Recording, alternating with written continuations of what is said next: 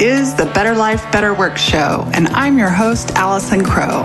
I'm an intuitive life and business coach here to help you create better life and better work.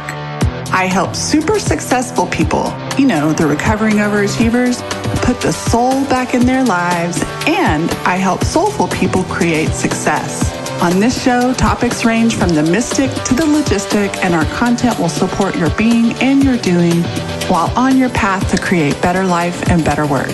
More is not better. Better is better. Hey. This is episode 139 of the Better Life, Better Work show. Welcome to our live viewers and welcome to our podcast listeners. Today is going to be a good, juicy episode. We are talking about 12 business values for heart-centered business owners.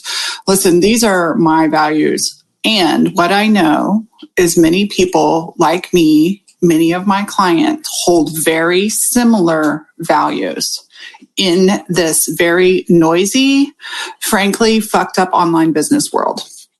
So I'm looking forward to sharing this with you. I'm going to go a little deeper. So it might be a longer show, which is fine. I understand if you don't want to watch live and maybe it's easier to wait for the recording to come out. I do want to tell you some of the topics. I have a list of things that are coming up. I'm going to be talking about self-leadership in social media. Like, how many of you are a little bummed out and a little overwhelmed and tired of social media? I had a big insight. So I want to talk about leading from self as we navigate social media, if that's a part of your marketing, which it has been a part of mine for 12 years.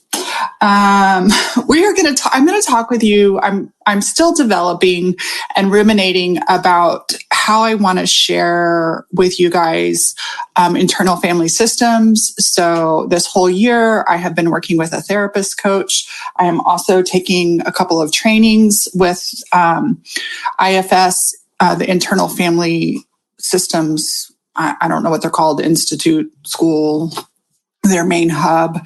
So I'm taking a general class, and then I'm also specifically taking a class on coaching while I wait for training.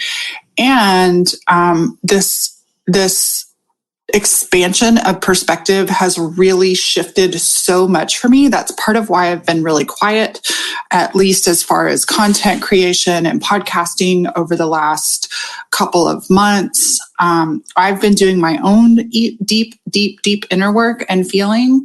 And I'm saying getting clarity. That's such a thing to say. Anyways, I'm going to be talking about why this emotional stuff comes up for experienced business leaders. I've had many of my clients say to me, I thought I handled this. And what I noticed, I'm going to be doing an episode about what I notice about business leaders or owners who are like at a really stable place. It's a great time to do deep emotional work. I did a drawing yesterday, and I'm going to do a podcast on your emotional responsibility buckets and how we're often bleeding, especially caring people. I want to talk about the 8 C's of self-energy, which is an IFS thing. So those are some of the things. Oh, creativity is essential for sanity. And here's another one, the loneliness of leadership.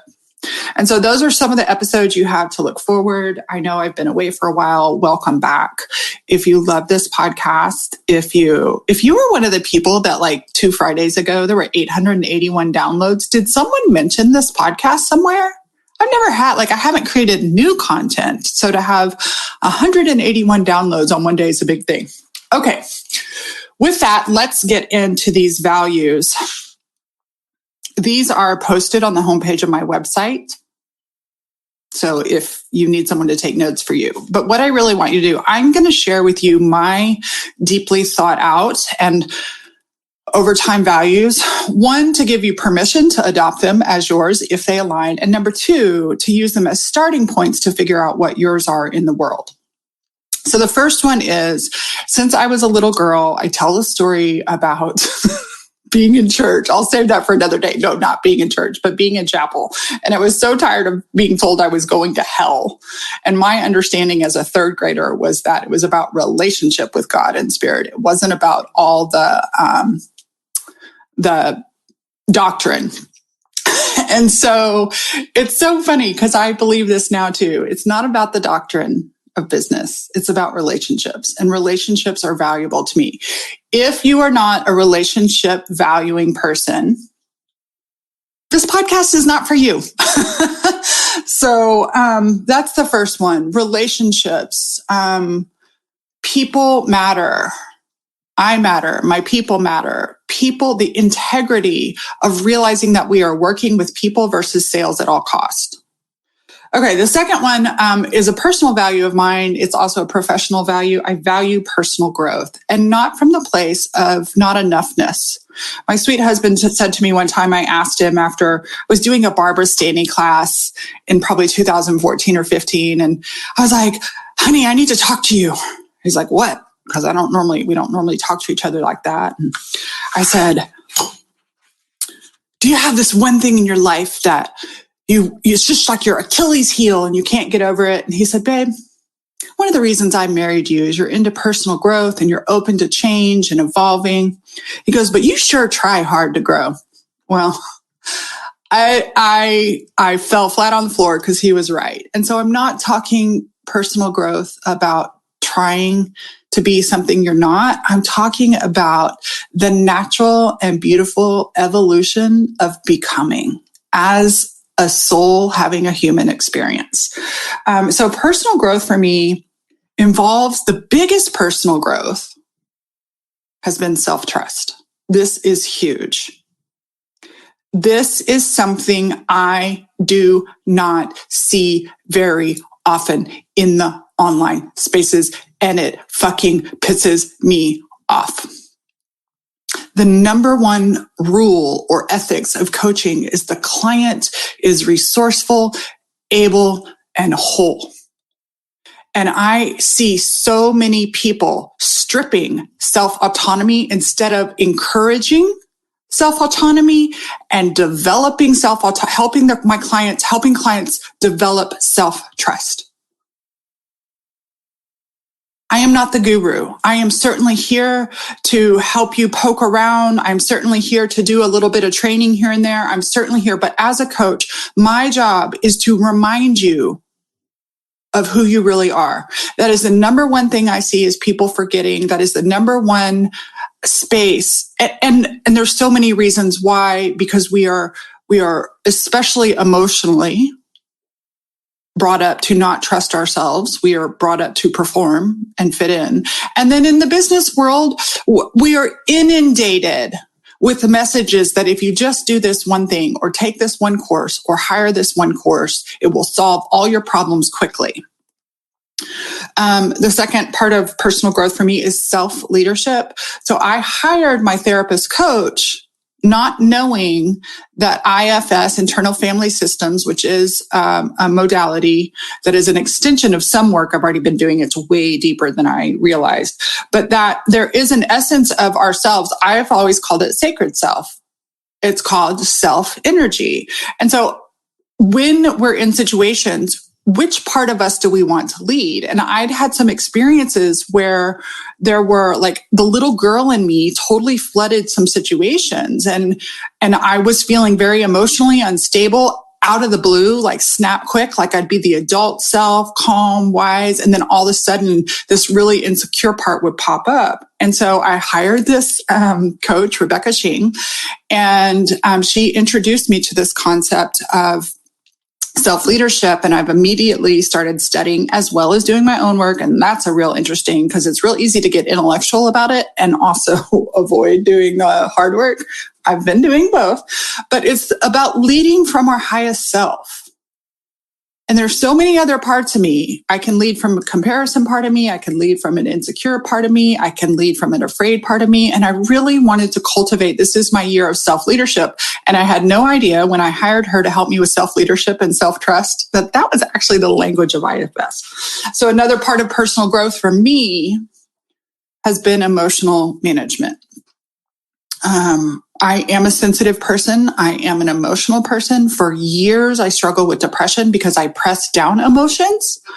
And so learning how to navigate and compassionately manage emotions of being a human, of being a business owner, of being a wife, of being a friend.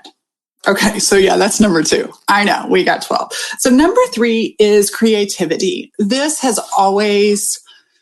Creativity is not just like making art. Y'all know that I like to make art. I've been doing watercoloring, but creativity, I don't know. I don't have words for what it means for you, for me, or for you. So I want you to think about what creativity means to you. And I noticed many of my clients saying things like, oh, I used to be creative. And I have been in creative places where I'm really creating structures and systems and foundations. And I will tell you, my soul and my business and my being is nourished by playful process creativity. So dancing for the sake of dancing, cooking for the sake of cooking, and enjoying the end result of the meal. But painting, especially for me, doodling, writing for the sake of the process, not the performance of the product. So creative being and creative doing is number 3. Number 4, this is a biggie for me. I know this word is overused. I feel like I was an early adopter of this because it was shut down in me when I worked for Keller Williams. Authenticity. Authenticity is being and doing and expressing in alignment with your values versus this performance thing.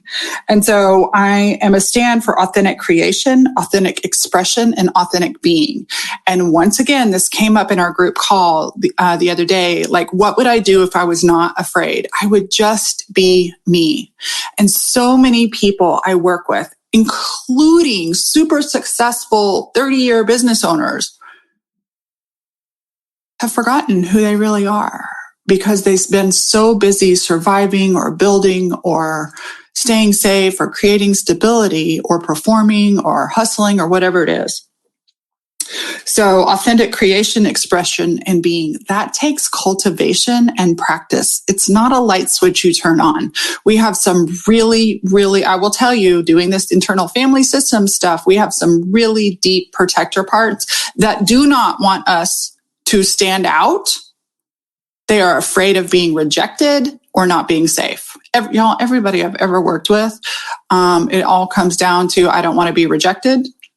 I want to be loved and I want to feel safe, period. Okay, the next one is prosperity. I am a stand for prosperity. A big part of my personal growth journey has been healing both inner work and outer work, some money stuff, and creating financially for myself. That was not something I ever considered. I don't know if y'all know, I have a degree in home economics and I wanted to be a wife and mom with 10 kids.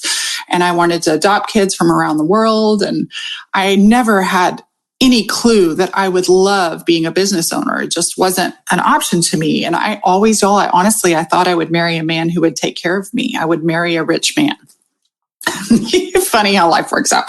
So I'm all for both financial prosperity. I love sales. I love talking about sales. I'm not really the best full-on sales teacher. But I can give you an intro to sales. I have some really good sales language, especially authentic sales, not bullshit sales, but I love sales. I've learned to love managing and allocating my money.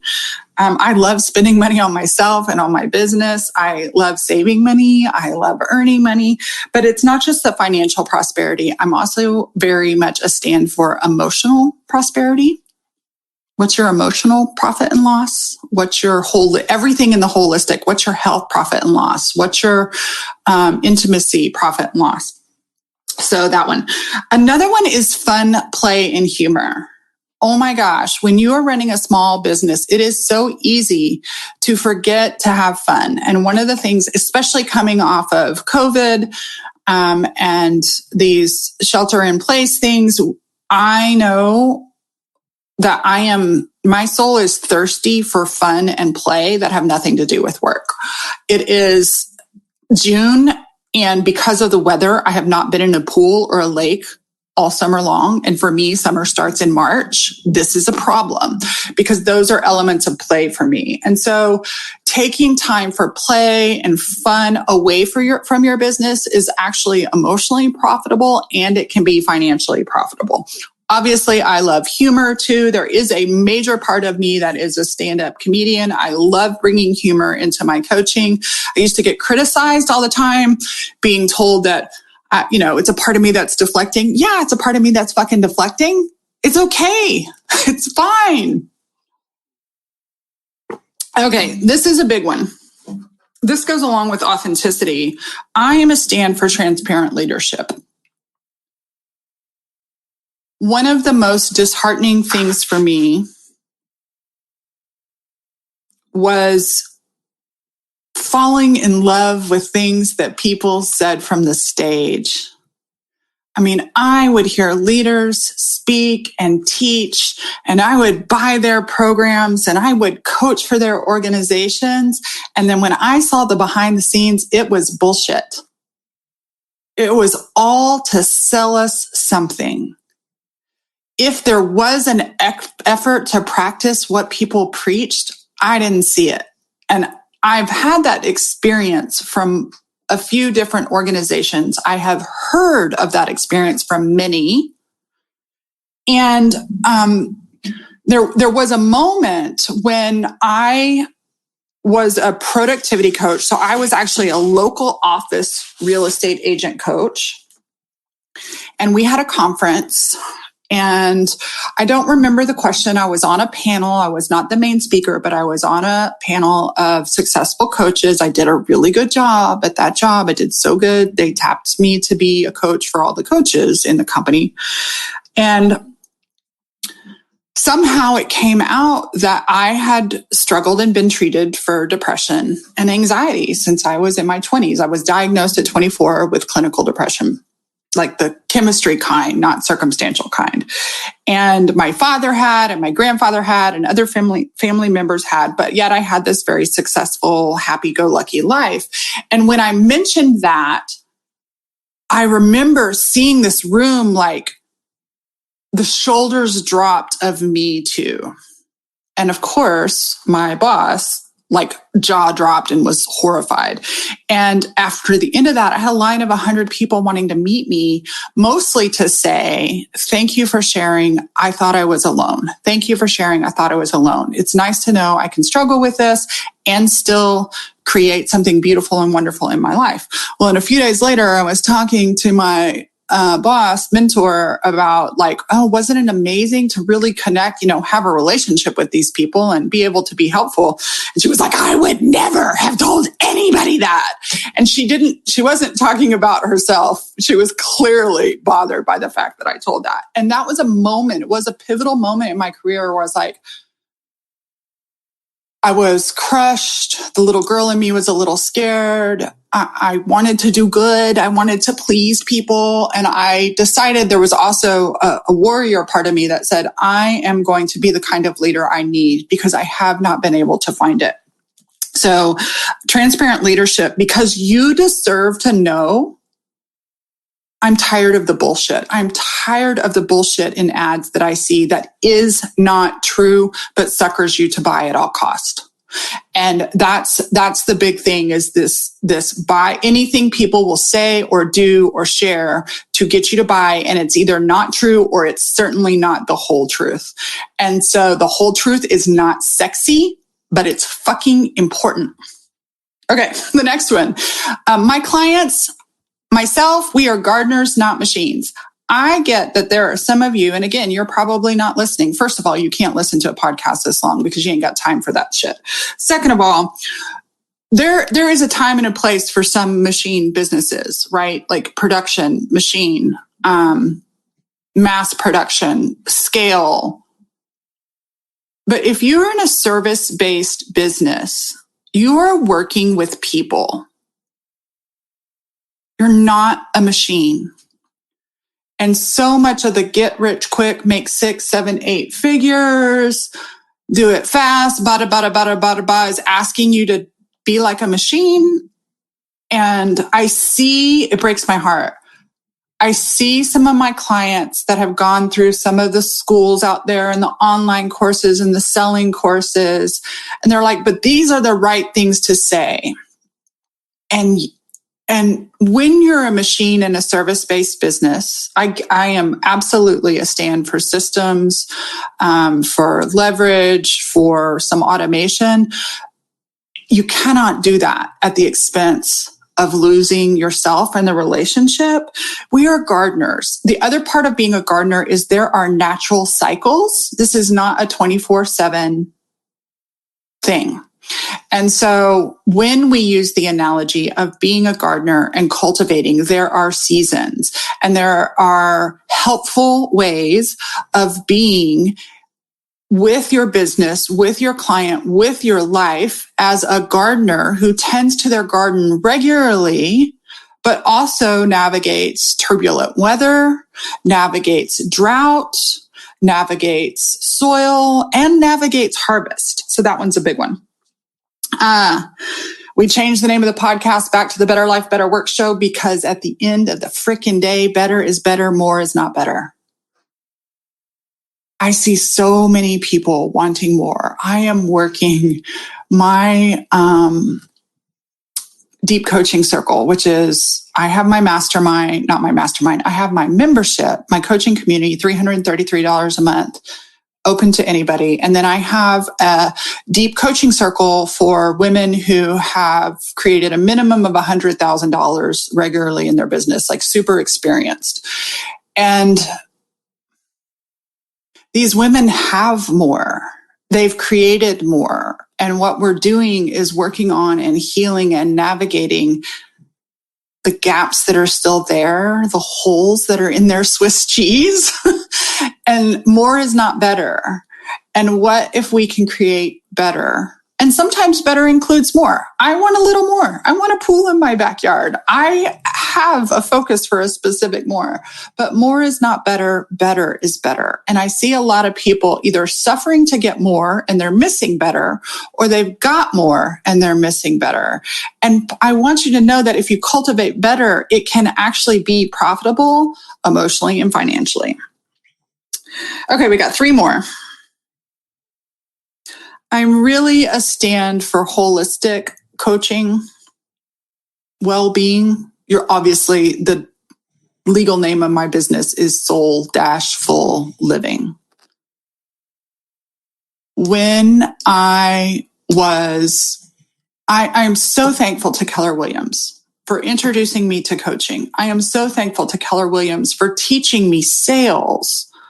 I am so thankful for the opportunities I was given. And at some point, I noticed at the time I had, as a local coach, I had 47 clients. As a national coach, I had 74 clients. And what I noticed was those who did holistic inner and outer work were the happiest and most financially successful. And those who just scrambled to do the outer work were like the hamster on the wheel. And so there's the best example I can use, like there's a CTFAR in coaching. Circumstance or, programming is how I was taught it. PTFAR, CTFAR. Programming equals thoughts, equals feelings, equals actions, equals results. Absolutely believe it.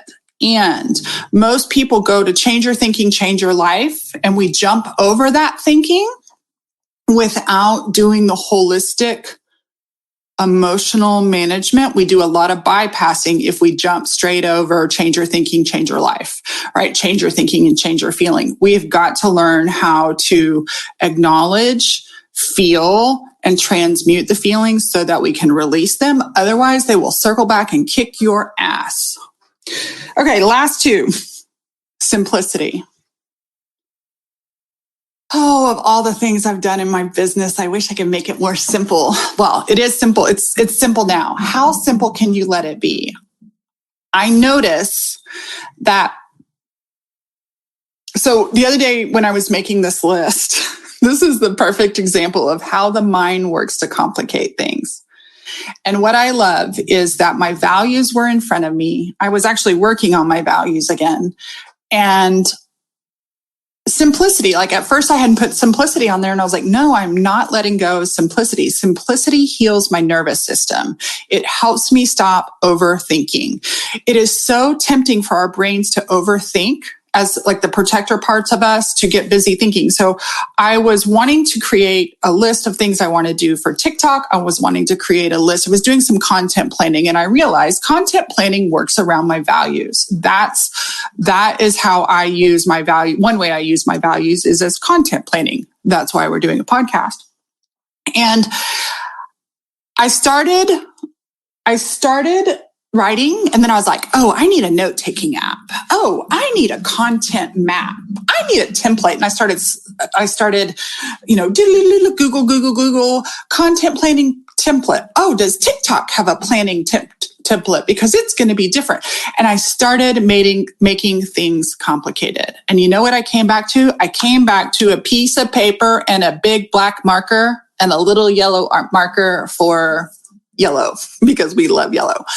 And when I got away from the complications of all the tools and all the technology, and I sat down at my kitchen counter with my piece of paper and my creativity, it flowed. Keep it simple, sweetie. Please keep it simple. Simple self-compassion, simple curiosity, simple processes. One of the things I did to build my membership, and there's some things, back in 2017 when I built the framework for my membership, I built it as if it would have hundreds of people in it. And my big thing was building it for reoccurring charges. I'm glad I did that. What I know all these years later, 4 or 5 years later, is building it for reoccurring charges was absolutely helpful. But there are so many areas of it that I overcomplicated, and I've had to simplify. Now, here's the thing. I built it overcomplicated, and everybody's like, oh, just move to a new system. That's even more complicated.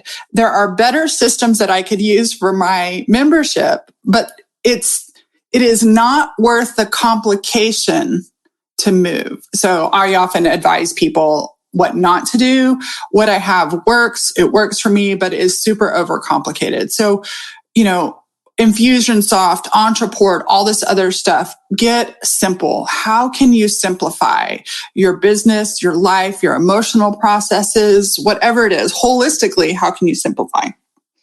And then the last one is really about, it's breathe, y'all. And breathe, y'all is one of my mantras for myself and for others to help me remember that I'm alive.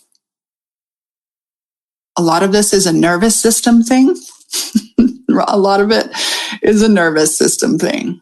And breath reminds me to slow down and stop. Breath reminds me to be aware of the things that are automatically happening, because obviously, unless you think about breathing, you're breathing, but you don't remember that you're breathing. And so breathe, y'all, is my version of checking in, not just with my thinking.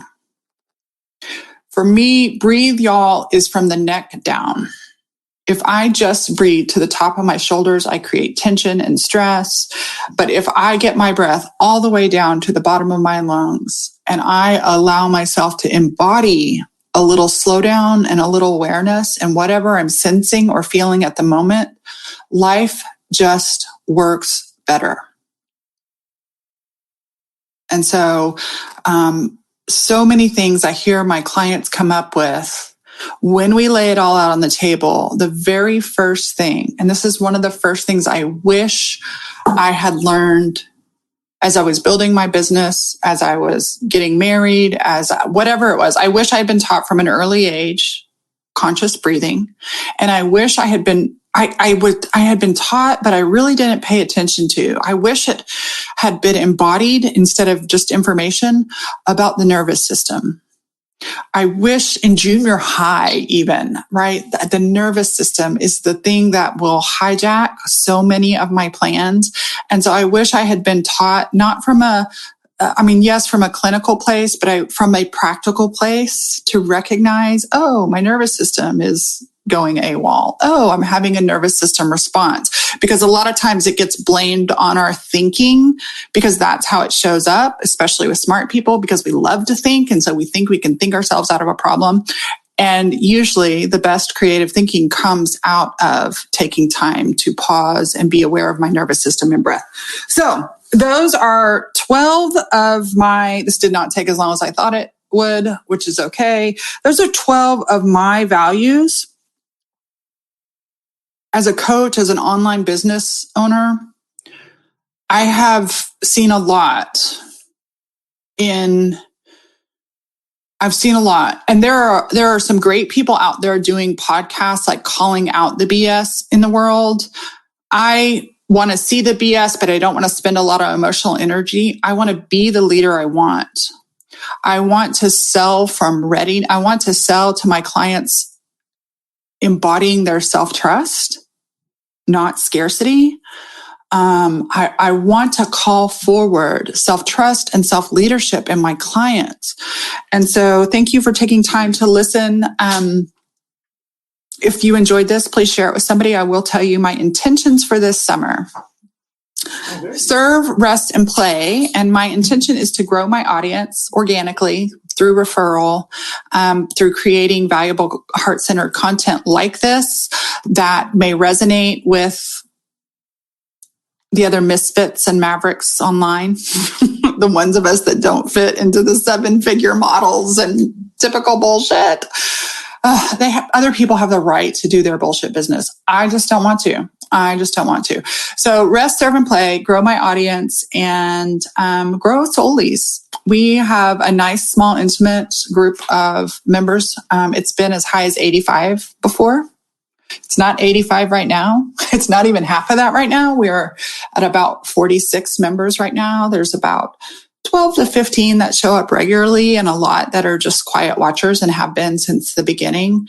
I was talking with a newer client and we were talking about liking long-term coaching agreements. With my other clients, I work 12 or 13 months. And at Camp Starheart this year, there were 3 women in the room that have worked with me for 10 years. And not because they needed to, but because they wanted to. And I usually work pretty long with my clients. I worked with Rich Lippman for 5 years. I've worked with my coach now for 2 years. I love the long relationship-based relating. And she was like, oh, even though this is month to month, of course I'm here long term, right? And it was just sweet because I set up Soulful Success, the membership, to be month to month, right? I set it up to be a reasonable fee so that if you wanted to invest in detailed sales coaching, or you wanted to invest in something else, or you just didn't want to spend $2,000 a month on coaching, you would have this and had a community of like-minded people. But I also set it up that if you need a break or it's not vibing with you right now, to stop.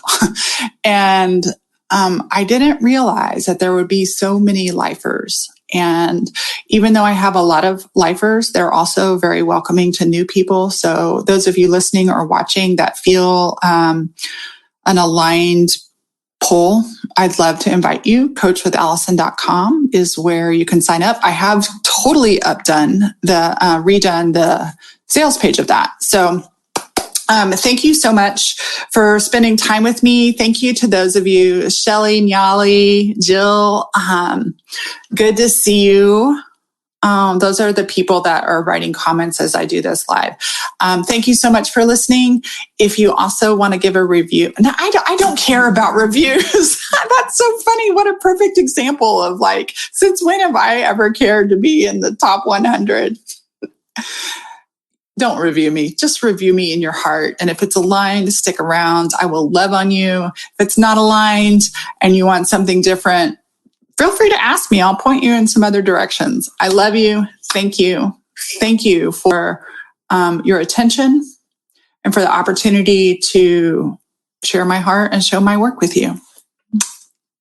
Hey, if you enjoyed this episode and want to dive deeper, come check out Soulful Success. It's my online coaching membership community where we dive deep into the practices of being and doing that help you create your unique version of soulful success in the world. It's a special community of small business owners just like you, and it's where I show up and give my clients personal support at an accessible fee. Check it out at www.soulfulsuccess.info. That's soulfulsuccess.info. Soulfulsuccess.info. As always, always, thanks for listening. Totally appreciate you thinking about somebody who might really love this episode and you sharing it with them. Also, I always appreciate your reviews. It's like podcast currency. It's like a tip in the jar saying thanks. And finally, if you want to share on social media, a screenshot, or any insights you get from listening to this episode, I will totally respond. You can share with the hashtag #BetterLifeBetterWorkShow. This show is sponsored by my 3 rescued dogs, Leroy Brown, Clementine, and Rocky Potato. They're here to remind you to consider adoption when you get your next pet. More is not better, better is better.